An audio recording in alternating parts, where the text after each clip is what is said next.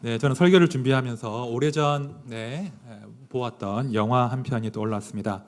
안소니 퀸이라고 하는 배우가 주연했던 노인과 바다라는 영화입니다. 이게 아마 극장이 아니라 명화극장으로 개봉 국내에 소개되었던 그런 영화인데요. 혹시 보셨습니까?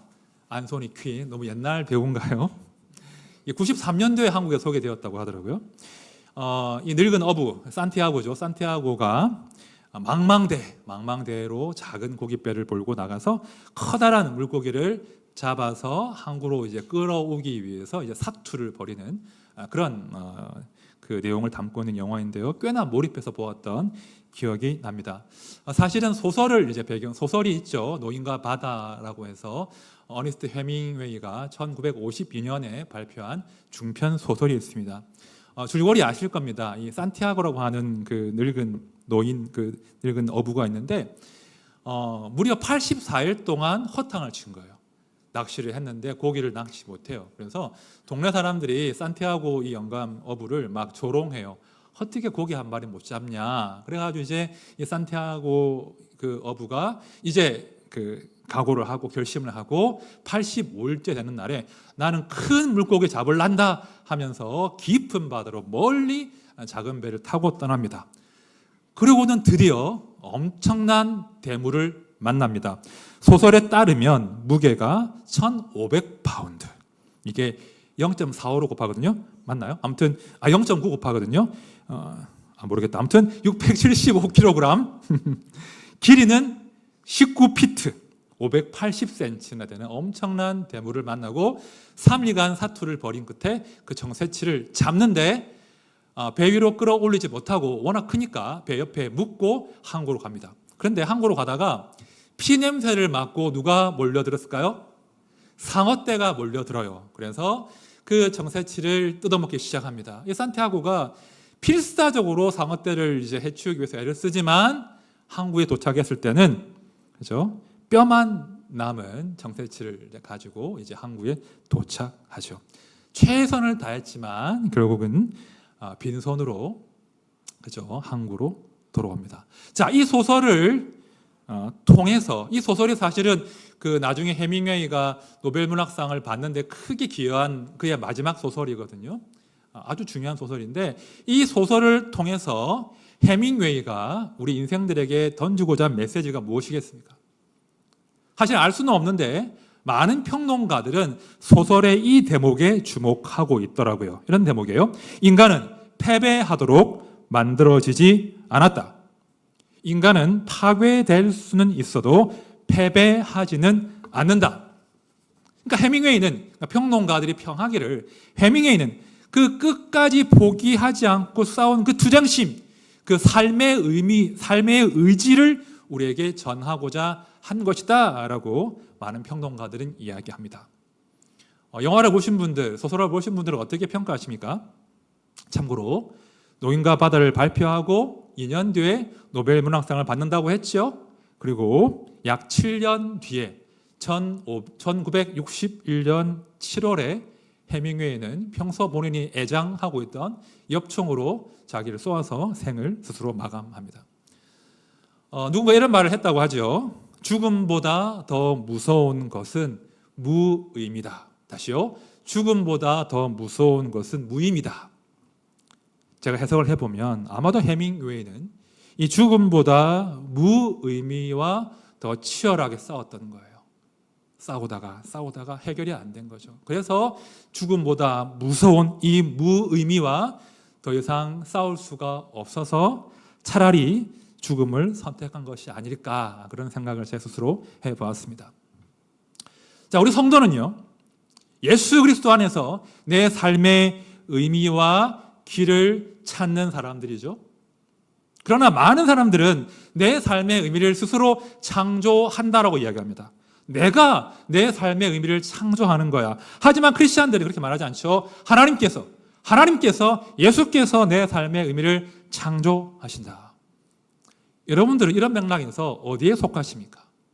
스스로 의미를 창조하려고 사투를 벌이십니까? 아니면 예수 안에서 삶의 길과 의미를 찾기 위해서 애쓰고 계십니까? 우리가 지난 시간에 예수 그리스도께서 당신의 복음, 그 왕의 복음을 시작하시는 장면을 보았습니다. 우리 예수님은요, 사람의 나라를 허물고 하나님 나라를 세우시기 위해서 이 땅에 오신 거예요.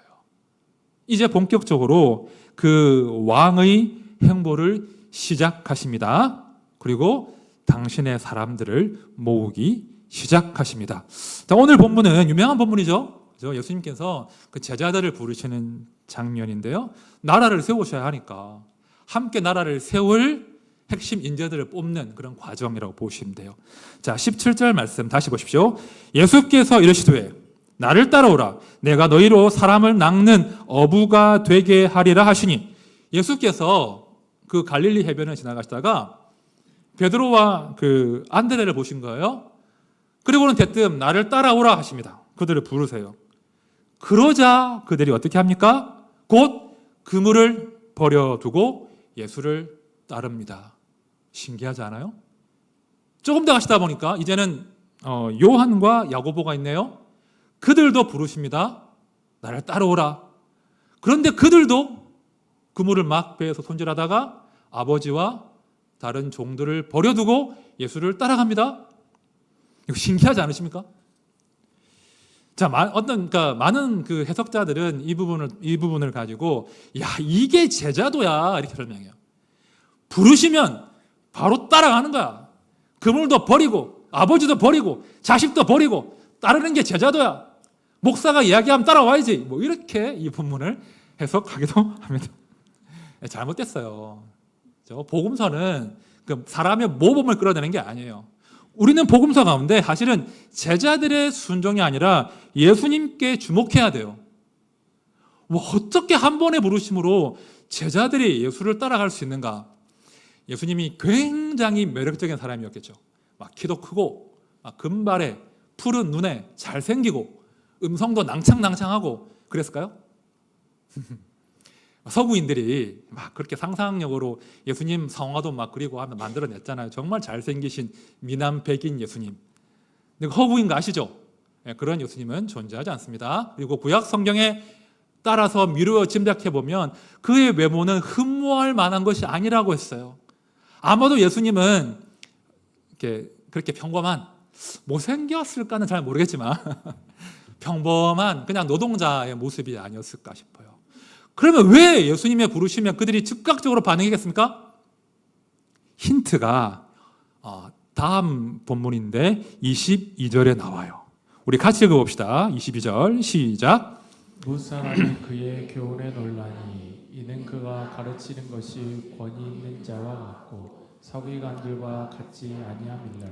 자, 예수 그리스도께서 한 존재에 말씀하시는 거예요. 그 존재를 향해서. 여러분, 예수님께서 지금 볼품없는 사람으로 지금 등장하셨으나 그분의 본질이 뭐예요? 천지를 창조하신 하나님이에요. 그죠? 태초에 말씀이 계셨고 하나님과 함께 천지를 말씀으로 창조하신 그 성자 예수님께서 말씀을 발하신 거예요. 그죠? 이름을 부르는 거예요. 영주야. 죄송합니다. 경이야. 여러분, 예수님의 부르심은 정말 놀라운 부르심이에요. 이 존재를 향해서 탁 다가오시는 거예요. 그 천지를 창조하신 그 능력의 권위의 말씀으로 우리의 존재를 향해서 탁 부르시는 거예요. 제가 뭐 이와 똑같지는 않지만 그런 그 나를 부르신 하나님을 경험한 적이 있거든요. 이 부르심 너무나 놀랍습니다. 하나님 우리를 부르시면 거부할 수 없어요. 어부들이 막 따라가는 거예요. 자, 그런데 말입니다. 이 대목이 흥미로운 이유는 따로 있습니다. 예수님께서 제자들을 찾아 나섰다는 거예요. 당시 랍비들은 제자들이 랍비를 찾아갔습니다. 그리고 랍비들은 그 제자들을 검증했습니다. 여러분, 우리 가운데 뭐 학창 시절에 과외 선생님 해본 분 계세요? 아니면 학생들 이렇게 레슨하거나 가르치는 것을 업으로 해보신 분이 계셔요? 여러분, 유능한 과외 선생이 되는 길이 있어요. 야, 저분께 배우면 서울대 간다더라. 저분께 배우면 스카이 간다더라. 이렇게 할 수 있는 비결이 있어요. 뭔지 아십니까? 이거 모르셨어요? 서울대 갈 놈을 뽑으면 돼요. 다시. 서울대 스카이 갈 놈을 뽑으면 돼요. 그래서 가르치면 돼요. 그럼 난 서울대에 보낸 선생이 되는 거예요? 마찬가지예요. 랍비들은 제자들을 검증했습니다. 과연 이 제자가 나의 가르침을 잘 받아들일 것인가? 내 명성에 먹칠하지 않고 내 명성을 더 높일 것인가? 검증하고 선발하는 거예요. 그러나 예수 그리스도께서는 그러지 않으셨습니다. 검증하지 않으신 정도가 아니라 찾아가셔서 직접 부르신다는 거예요. 이건 놀라운 은혜입니다. 이것이 하나님의 부르심이에요. 하나님 나라의 면모예요. 하나님은 우리를 검증하지 않으시고 철저하게 은혜로 부르십니다. 우리에게 너의 자격과 너의 쓸모와 너의 용도와 너의 신실함을 증명하라 말씀하지 않으신다는 거예요. 이건요, 예수 그리스도의 자신감이에요. 예수 그리스도의 책임감이에요. 무슨 말인 거 아니? 일단 내 사람 되면 누가 책임진다는 거예요? 예수께서 부르시면 예수께서 기어이 내 사람다운 모양으로 빚어 가신다라고 하는 그분의 사명과 자신감과 책임감이 담겨 있는 거예요. 예수께서 제자를 부르신 다음에 12명 부르시잖아요. 형편 없잖아요, 걔네들. 걔네들 하면 안 됐구나. 믿음의 대선배님들이신데. 그런데 부르신 다음에 예수님께서 내가 저것들을 괜히 불렀다. 너무 무식하네. 근데 저것들을 괜히 불렀다. 진짜 의리가 없네. 이러셨습니까? 아니시죠. 하나님의 부르심은, 그분의 은사는 후회하심이 없다는 거예요. 이것이 하나님 나라예요. 하나님 나라의 면모예요. 이것이 은혜예요. 하나님은 부르신 자들을 기어이 당신의 사람으로 빚어 가신다는 거예요. 자, 이렇게 제자들을 부르시는데요. 조금 더 한 발 더 들어가 봅시다. 저는 이 부르심의 어떤 은혜를 묵상하면서 이 부르심 가운데 두 가지 중요한 의미가 있구나, 그걸 제가 발견을 했습니다. 자, 우선 17절 말씀을 우리 같이 한번 다시 읽어봅시다. 시작. 예수께서 이르시되 나를 따라오라. 내가 너희로 사람을 낚는 어부가 되게 하리라 하시니. 자, 예수님의 부르심이 뭐예요? 내가 너희로 내 나라에서 장관 삼아 주겠다. 내가 너희로 내 나라에서 나의 참모가 되게 하겠다. 그게 맞는 거 아니에요? 맞죠? 삼국지에서 그 영웅 호걸들이 사람을 부를 때 너 나 장수가 되어줘, 나의 참모가 되어줘, 그렇게 부르거든요. 근데 지금 예수님께서는 뭐라고 하십니까? 썰렁하게 사람을 낚는 어부가 되게 하시겠대요. 여러분, 사람 낚는다 어떤 의미예요? 일상적으로 우리가 쓸 때 와닿으십니까? 그것 좀 안 좋지 않나요? 그래서 이제 누구한테 속으면 낚시질 당했네 이러잖아요. 사실은 이 낚시한다는 말의 의미가 이제 우리의 현대인들의 이해로는 좋지는 않습니다. 그러나 이 말은 굉장한 깊은 의미를 담고 있습니다. 원문에 따르면 사람들의 어부라는 뜻이에요. 아주 복잡한 논의가 많이 있지만 간단하게 정리하면 사람을 물에서, 죽음에서 건져서 생명으로 건지는 그런 사명을 감당하는 것을 사람의 어부, 사람 낚는 어부라는 표현을 하신 겁니다. 자, 예수의 사명이 그거였잖아요. 그죠? 물에서, 죽음에서 건져서 사랑의 아들의 나라로 옮기셨죠? 그 동일한 사명을 당신의 사람들에게 당부하시는 거예요. 너도 나처럼 사람을 죽음에서 건져 생명으로 옮기는 사명을 감당해 다오. 그러시면서 제자들을 사람 낚는 어부에 비유하신 것입니다. 어부 되라. 여러분, 어부 해보셨습니까? 아니, 낚시 해보셨습니까? 낚시 해보신 분? 예. 낚시할 때 중요한 게 있습니다. 뭔지 아십니까? 제 기준인데 어복이 있어야 돼요. 어복이. 거기가 막 몰려와야 돼. 농담입니다. 아무튼 제가 어복이 좀 있어요. 그래서 이제 이건 진짜 어복이 있어요. 제가 검증할 방법은 없는데 제가 미국에서 낚시를 좀 할 일이 있었는데 다른 동료 목사님들이 한 마리 잡을 때 저 10마리 잡고 그랬어요. 잘 잡았죠? 아무튼 그 낚시는 어복이 중요한데 더 중요한 게 있어요. 낚시에서 뭡니까? 낚시하려면 기다림. 예, 누가 믿기 그러셨는데 뜰채? 뜰채? 낚시에서 핵심은 인내와 기다림이에요. 기다려야 돼요. 기다림이 낚시의 제일 중요한 요소 중에 하나예요. 사실 뭐 취미로 하는 낚시야 낚다가 안 되면 에이 하고 버릴 수 있죠. 하지만 어부들은, 그죠? 물고기를 잡는 것이 자기의 생업인 어부들은 정말 기다려야 돼요. 그죠? 그 뜨거운 태양볕 아래서 거친 파도 위에서, 그죠? 매서운 바람을 견뎌가면서 기다리고 그물을 내리고 그물을 올려서 물고기를 잡는 겁니다. 마찬가지라는 거예요. 사람을 낚는 어부 또한 사람을 낚기 위해서, 사람을 생명으로 옮기기 위해서 긴 기다림과 고단함의 시간을 견뎌내야 한다는 거예요. 우리 하나님도 오래 참으셨잖아요. 여러분들, 우리 가운데 하나님 매 안 먹인 사람 있어요? 솔직히 하나님 매 안 먹이고 그냥 다 순종한 분 계세요? 오래 참으셨죠. 지금도 참으시죠. 오래 참으시고 그것이 우리의 구원이 되었죠. 베드로가 이런 고백을 하잖아요. 또 우리 주의 오래 참으심이 구원이 될 줄로 여기라. 우리 또한 이 오래 참으심으로 부르셨다는 거예요. 지난 주일 저녁이었습니다. 보통 아파트에서 주일 저녁은 중요한 일이 있습니다. 굉장히 중요해요. 그 재활용 쓰레기 분리수거해야 돼요.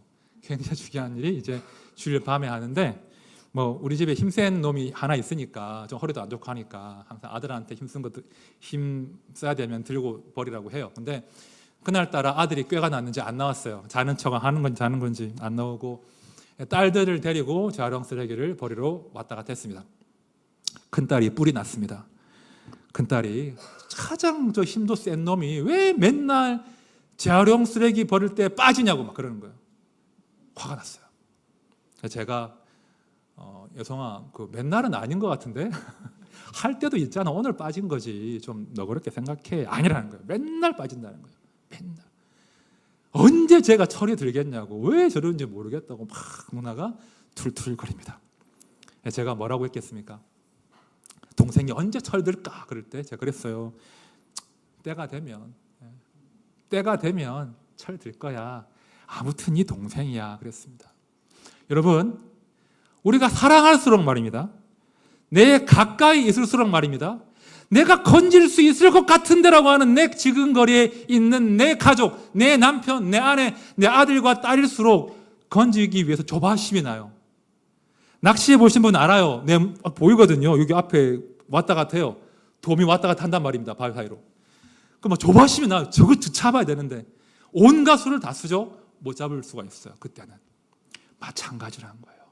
우리가 영혼을 낚기 위해서, 영혼을 생명으로 인도하기 위해서 조급해질 수 있죠. 그죠? 조바심이 납니다. 그리고 왜 안 낚이냐, 왜 안 따라오냐, 화가 나기도 합니다. 자책을 하기도 합니다. 그러나 그 모든 과정은 피할 수 없는 어부들의 숙명임을 아셔야 돼요. 피할 수 없어요. 어부는 기다릴 수밖에 없어요. 어부는 기다려야 돼요. 여러분, 그 기다림의 사명을 누가 맡기신 거예요? 하나님 맡기신 거잖아요. 주님 맡기신 거잖아요. 맡기신 주님께서 때가 되면 반드시 낚아 올리게 하십니다. 우리가 할 일은 뭔지 아십니까? 그 낚시터를 불안과 염려와 조바심으로 채우시면 안 돼요. 여러분, 이왕 기다리는 거 막 우리 아이들에게, 우리 남편에게, 우리 아내에게, 부모님에게 불안과 조바심과 염려가 지나치게 밑밥으로 뿌려지지 않도록 조심하십시오. 그거 아니고요. 사랑으로 자꾸 밑밥을 뿌리는 거예요. 기다리는 거죠. 이왕 기다려야 된다면 그 시간들을 우리 주님과 함께 많이 사랑하면서 기다리면서 그 시간을 감당하시는 거예요. 우리 주님께서 오래 참으심으로 우리를 구원하신 것처럼 우리도 그렇게 오래 참는 어부가 되어 가는 겁니다. 그러면 반드시 낚아 올리게 하십니다. 우리를 어부로 부르신 그분이 반드시 우리가 빈 그물이 아니라 가득 그물을 채워주신다는 거예요. 자, 이것이 부르심의 첫 번째 의미였습니다. 이제 두 번째로 넘어갈 텐데요. 이 두 번째 의미에서 저의 질문은 이거예요. 이어지는 질문인데, 왜 어부들을 부르셨을까? 왜 하필 어부들이 첫 제자였을까라고 하는 그런 질문이었습니다. 말씀드린 대로 이제 우리가 우리 지금 어부는 없으시죠? 어부 출신 없으시죠? 아무튼 우리가 알잖아요. 이 어부의 생이 낭만적이지 않고 얼마나 큰 싸움인지. 제가 오늘 본문을 보면서 노인과 바다를 떠올린 이유가 그거였습니다. 그죠? 열심히 산티아고가 고기를 낚았지만 결국은 그죠? 그 망망대해에 자기의 운명을 맡길 수밖에 없는, 결국은 허무한 빈손으로 항구로 돌아오지만 다시 만선을 꿈꾸는 그 허망한 반복, 그것이 어부들의 어떤 일생 아니겠습니까? 평론가들은 이 소설을 통해서 사람은 결코 패배하지 않는다라는 메시지를 애써 이끌어내지만, 그러나 정직하게 이 삶을 보았을 때 우리가 확인할 수 있는 것은, 인정할 수밖에 없는 것은 빈손이라는 거예요. 허무하다는 거예요. 도대체 그 투쟁의 의미가 무엇인가 하는 그 의문을 남기는 소설이었다는 것이죠. 누가복음 5장을 보시면 예수께서 제자들 베드로를 부르실 때 베드로가 이런 말을 해요. 잘 보십시오. 선생님, 우리들이 밤이 새도록 수고하였으되 잡은 것이 없지만은. 저는 이 베드로의 고백이 정직한 자기 실존의 고백이라고 봐요. 우리가 주님 정말 열심히 사는데요, 정말 최선을 다하는데요, 빈손입니다. 이것이 우리의 실존의 정직한 고백이라는 거예요. 그러나 그 상황에서 예수 그리스도가 베드로를 부르신다는 거예요. 그래서 누가복음을 보면 그물이 가득 차도록 물고기를 잡습니다. 그러나 제가 말씀드리고 싶은 것은 예수를 따르면 대박쳐, 이게 아닌 거예요. 제가 강조하고 싶은 것은 이제 부르심 이후로 베드로의 인생은 그 거칠고 불안한 바다에 자기 인생을 맡기는 것이 아니라 예수께 맡기는 생이 됐다는 거예요. 그 불안한 바다가 그 인생을 지배하지 않고 예수가 그 인생을 책임지기 시작했다는 겁니다. 성도 여러분, 이거예요. 예수가 우리를 부르실 때, 우리가 예수 안에서 새롭게 발견될 때, 예수와 함께 있을 때 우리의 인생의 의미가 완성됨을 꼭 기억하셔야 돼요. 예수 안에서, 예수 앞에서, 예수 옆에서 우리 인생의 의미를 새롭게 발견하셔야 돼요. 그래서 향방 없이 사는 자가 아니라, 끝을 모르고 사는 자가 아니라, 인생의 의미가 무엇인지 모르고 사는 자가 아니라 아는 자로 우리가 살 수 있다는 거예요. 예수가 부르실 때 우리는요, 허망한 생이 아니라 의미가 되는 거예요. 김춘수 시인의 유명한 시가 있죠. 꽃이란 시인데요, 제가 한번 읊어볼게요. 내가 그의 이름을 불러주기 전에는 그는 다만 하나의 몸짓에 지나지 않았다. 내가 그의 이름을 불러주었을 때 그는 나에게로 와서 꽃이 되었다. 내가 그의 이름을 불러준 것처럼 나의 이 빛깔과 향기에 알맞은 누가 나의 이름을 불러다오. 그에게로 가서 나도 그의 꽃이 되고 싶다. 우리들은 모두 무엇이 되고 싶다. 너는 나에게, 나는 너에게 잊혀지지 않는 하나의 눈짓이 되고 싶다. 이게요, 굉장히 정직하게 우리 실존의 갈망을 노래하고 있는 거예요. 내가 의미 없이 들판에서 피고 지고 시드는 존재가 아니라 누군가에게 불려지고 누군가와 함께 생의 의미를 만들어가고 싶다. 이게 이 시인의 고백이죠. 여러분, 우리가 얼마나 치열하게 삽니까? 얼마나 치열하게 삽니까? 제가 다 알지 못하지만 눈물 나잖아요. 그죠? 치열한 싸움 있죠. 그런데 그 치열함의 끝에 무엇이 있는지도 모르고 산다면 도대체 그 치열함의 의미는 무엇입니까? 우리가 예수 안에서 그 치열함의 의미를 발견하기 시작하셔야 돼요. 제가 지난주에 그랬잖아요. 세상 나라의 병증은 불안과 허무라고. 하지만 예수님은 그 불안과 허무를 무너뜨리고 진짜 나라, 진짜 생의 의미를 알려주는 하나님 나라를 시작하신다고 했죠. 자, 그런단 말입니다. 우리가 이미 하나님의 백성이 되었지만 성도이지만 우리 역시도 이 불안이라고 하는 덫에 걸릴 수 있다는 거예요. 목회자인 제가 먼저 그렇습니다. 제가 많이 하는 고민, 내가 잘하고 있나? 잘 될까? 우리 하나드림 교회 잘 될까? 지금 내가 수고하고 애쓰는 것이 정말 의미가 있을까? 괜히 고생하나? 이런 고민들 정말 자주 합니다. 부끄럽지만 제가 꿈 이야기 할게요. 제가 잊을만 하면 꾸는 악몽이 있습니다. 끔찍한 꿈이에요. 악몽의 내용입니다. 이제 주일이 되었어요.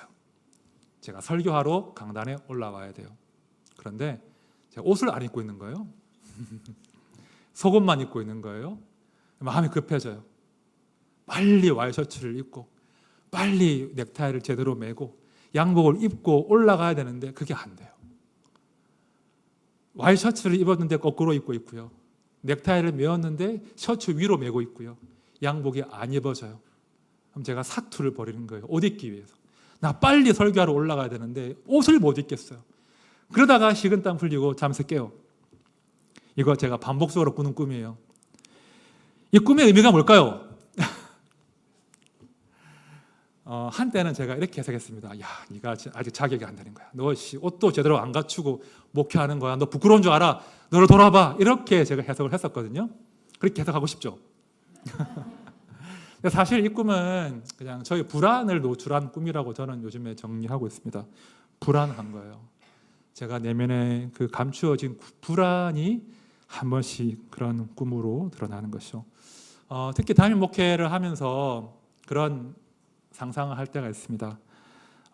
내가 열심히 우리 동역자들과 함께 교회를 이루고 왔는데 정말 수고했는데 이게 한순간에 무너질 수도 있지 않을까?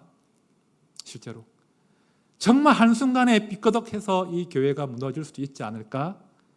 오늘 나와 함께 드리는 성도님들이 한순간에 교회를 떠나버릴 수도 있지 않을까? 오늘 본 성도님들 다음 주에 못 보는 거 아닐까? 그런 불안이 목회자인 저한테 있더라는 거예요. 올 봄에 제가 선배 목사님네 교회에 놀러 간 적이 있습니다. 저 철학과 1년 선배님이시고 목회를 8년째 담임 목회를 잘 하고 계신 그런 목사님이십니다. 담임이 좀 빨리 되신 거죠. 1년 선배인데 8년째 담임 목회를 하시니까 교회가 건실하게 잘 성장하고 있고 정말 예배당도 예쁘고 전원 교회거든요. 제가 이제 놀러 가서 이렇게 교회도 돌아보고 하다가 이제 당회실 가서 물어봤어요. 형님, 8년 차 담임 목사면 뭐 괜찮지 않아요? 뭐 힘든 거 없죠? 물어봤어요. 8년 차인데 뭐 힘든 거 있습니까? 뭐 잘하고 계시죠? 그랬더니 형님 뭐라고 하셨을까요? 그 형님이 참고로 그분은 굉장히 쾌활한 분이에요. 저랑 달라요. 굉장히 쾌활하고 막 대학생활 굉장히 즐기셨던. 제가 흑역사를 알아요. 아무튼 굉장히 밝은 성격의 소유자이신데 그분이 그러십니다. 괜찮으시죠? 그랬더니 똑같다. 8년 차인 지금도 여전히 불안하다. 괜히 불안해질 때가 있다. 그렇게 말씀하시는 겁니다. 그러시면서 사실은 내가 2년 전에 설교하다가 공황이 와서 설교하다가 중간에 병원 갔다 그러시는 거예요. 2번이나 그랬다. 지금은 괜찮다 그러시는 거예요. 어떤 목사님은요, 제가 지난주에 교제했던 분들과 나눈 대화 중에 하나, 저 뒤에 예배당 문을 못 닫으신대요. 항상 사모님이 대기하신대요. 그 문 빨리 열려고. 공항엔 그런 그게 있잖아요. 밀실에 대한 공포가 있거든요. 빨리 발작이 오면, 공항에 공격이 오면 문 열어야 되니까 항상 사모님이 대기하신다. 그런 이야기도 제가 들었습니다. 부끄럽지만 주의 일을 한다고 하는 저도, 우리 목회자도 그런 불안 가운데 싸우고 있더라는 거예요. 하물며 여러분들 얼마나 세상 가운데 치열하십니까? 얼마나 사투를 벌이고 계십니까? 한순간에 무너질 수 있다는 그 두려움과 얼마나 싸우고 계십니까? 힘겨우시죠? 그런데 말입니다. 여기에 그 어부들의 삶의 실존에 예수 그리스도께서 찾아오신다는 거예요. 예수께서 그들을 내 사람이다. 이제부터는 네가 내 사람이다라고 부르신다는 거예요. 그래서 여전한 그 삶의 불안과 허무와 고통과 싸울 수 있는 예수의 사람으로 빚어가기 시작하신다는 거예요. 예수께서 그들을 찾아가시고 그들을 부르셨을 때, 그들이 그물을 놓고 예수께 자기 인생을 맡겼을 때 비로소 그들은 불안과 허무 가운데 무의미로 사는 존재가 아니라 예수 그리스도와 함께 삶의 의미를 찾아내는 그런 새로운 존재로 출발했다는 거예요. 왜 살아야 하는 건지, 왜 이토록 열심히 사랑하고 섬기고 살아야 하는 건지, 왜 희생해야 되는 건지, 왜 인내해야 하는 건지, 이 싸움의 끝에 무엇이 있는지 아는 자로 우리를 살게 하신다는 거예요. 여러분, 예수님은요, 우리를 부려먹으려고 부르신 게 아닙니다. 우리를 당신 곁에 두시려고 우리를 부르셨습니다. 그리고 우리를 종이라 하지 않으시고 친구라고 하십니다. 놀랍지 않으세요? 예수님 우리 친구라고 하십니다. 그렇죠? 예수께서 우리에게 새로운 존재의 의미를 부여하시는 거예요. 우리의 생이 그저 허망하게 쓰러지는 생이 아니라 예수 앞에서, 예수 옆에서, 예수 안에서 이런 의미가 풍성한 존재로 빚어집니다. 허무한 생이 아니라 비로소 영생이 되는 것입니다. 이제 말씀을 정리하겠습니다. 이제 내일 9월이죠. 이제 새로운 2학기, 다락방 2학기와 또 목회 2학기가 시작이 되는데요. 늘 그렇듯이 부담이 있습니다. 교회가 어떤 성장과 어떤 변화와 어떤 발전을 또 해야 하는가라고 하는 고민들은 늘 있습니다. 그래서 저 또한 불안하고 두렵습니다. 그래서 저는 더 절박한 마음으로 예수 그리스도를 구하는 겁니다. 더 절박한 마음으로 나와 함께 있기를 기뻐하시고 나를 친구로 하시는 그 예수 안에서 제가 잘 싸울 수 있게 되는 것이죠. 한 번은 지난 주간이었던 것 같은데요. 기도하는 중에 그런 묵상을 해봤습니다. 훗날에 이 모든 부담스러운 짐을 다 벗어버리고 인생의 경주를 다 마치고 숙제를 다 한 다음에 내가 예수 앞에 섰을 때, 우리 왕 앞에 섰을 때 우리 예수님 나에게 뭐라고 하실까? 그런 상상을 그날 아침 해봤습니다. 그리고 나는 예수님께 무슨 말을 할 수 있을까? 제가 한번 기도하다가 카톡으로 한번 적어봤어요. 이렇게 제가 적었어요. 주님께 할 말. 주님, 부족하지만 그래도 최선을 다했습니다. 제가 모자라서 이룬 것은 많이 없지만, 자랑할 것은 없지만 그래도 예수님 때문에 내 인생은 아름다웠습니다. 이만큼 썼어요. 그럴듯합니까? 그럴듯하죠? 근데 하나도 그럴듯하지 않았어요. 제 마음에 그 말이 뭔 소용이냐, 그 말이 뭔 소용이냐, 그런 마음을 주시면서, 여러분 진짜 같이 고생한 친구 만나면 뭐 합니까? 진짜 같이 동고동락하고 대의를 위해서 싸웠던 그 사람을 만나면 뭐 합니까? 뭐 하나요? 말합니까? 어떻게 하죠? 진짜 내가 사랑하는 친구 만나면 어떻게 하죠? 안아줍니다. 안아줍니다. 제가 묵상하는데 그 말 뭐 필요하냐? 주께서 나를 한번 안아주시면 그걸로 오케이. 그거구나. 그건 제가 이제 깨달음을 얻었습니다. 그게 우리예요. 그게 우리예요. 예수께서 그래, 친구야, 수고했다, 애썼다. 그러면 우리 인생 충분히 가치가 있습니다. 여러분, 우리 인생은 그저 바다에 던져지는 어부 같은 인생이 아니에요. 우리가 예수와 함께 사람을 낚는, 예수와 함께 영생을 누리는 새로운 존재가 된 것입니다. 예수가 내 이름을 부르실 때, 내 존재를 터치하실 때 비로소 나의 무의미한 삶은 의미가 되는 것입니다. 축복드립니다. 우리 모두가 이 놀라운 우리 주의 부르심을 경험하고 맛보아 알게 되시기를 진심으로 축원드립니다. 우리 찬양합시다. 십자가 그 사랑이라는 찬양 아시죠? 이 찬양의 첫 구절은 이렇습니다. 십자가 그 사랑 멀리 떠나서 무너진 나의 삶 속에 잊혀진 주 은혜. 제가 이 찬양을 이렇게 접할 때마다 이 두 구절이 와, 우리의 실존을 설명하는구나. 나름 혼자 잘 살아보려고 살고 있는데 결국은 무너지고 잊혀진 그런 존재로 사는구나. 다시 우리가 예수 안에서, 그죠? 이전 일들은 다 잊어버리고 다시 예수 안에서 새 출발해야지. 그런 다짐을 하는 찬양입니다. 우리 함께 고백할 때 이 가사가 진실로 우리의 실존을 향한 그런 선포가 되길 바랍니다. 찬양합시다.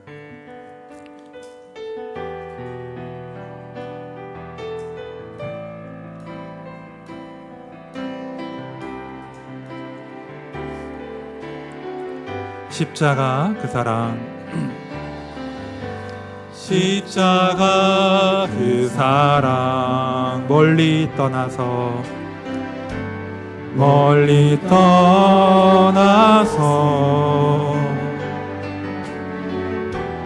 무너진 나의 삶 속에 잊혀진 주 은혜 돌 같은 내 마음 어루만지사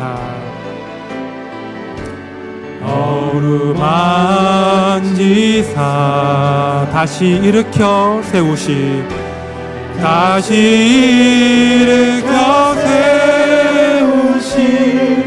주를 사랑합니다. 주 나를 보호하시고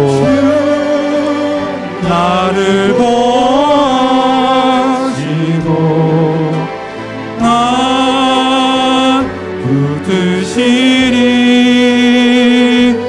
나는 외롭고 손 위한 주님의 자녀라. 주 너를 보호하시고 너 붙드시리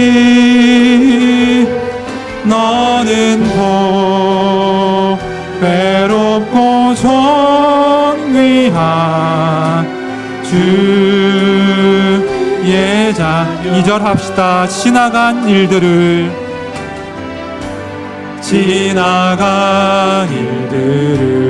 기억하지 않고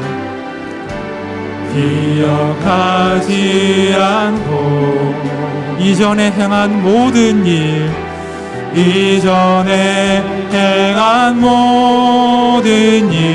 생각지 않으리 사막의 강물과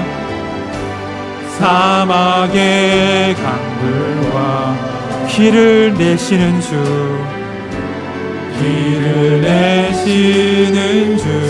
내 안에 새 일 행하시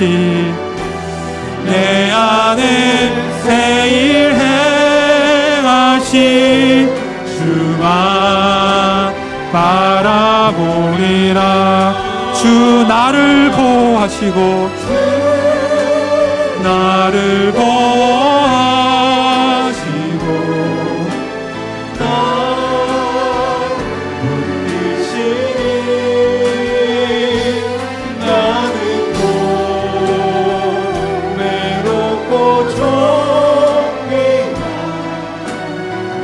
주님의 자녀라.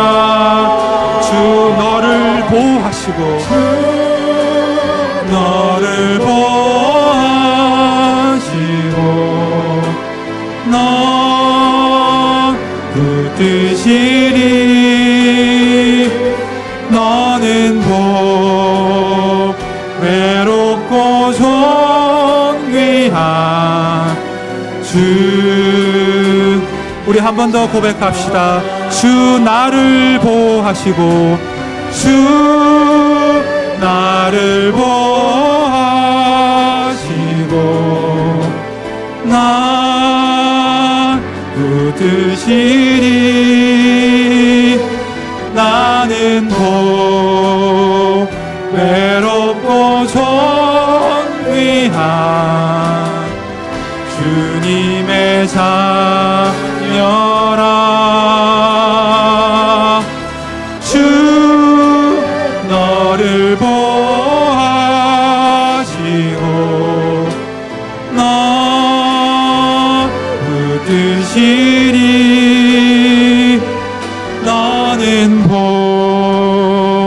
외롭고 존귀한 주의 자녀라. 한 번씩 우리 사랑하는 순장님들이 저한테 물어보십니다. 목사님, 요즘엔 다른 고민은 없으시죠? 요즘에 행복하시죠? 그럼 제가 답을 합니다. 괜찮습니다. 행복합니다. 하지만 사실 괜찮지 않습니다. 괜찮지 않습니다. 예수께서 나를 붙들어 주시지 않으면 저는 괜찮지 않습니다. 정말 괜찮지 않습니다. 여러분들의 삶도 그렇죠? 괜찮으십니까? 겨우겨우 버티고 싸우고 계시죠? 예수께서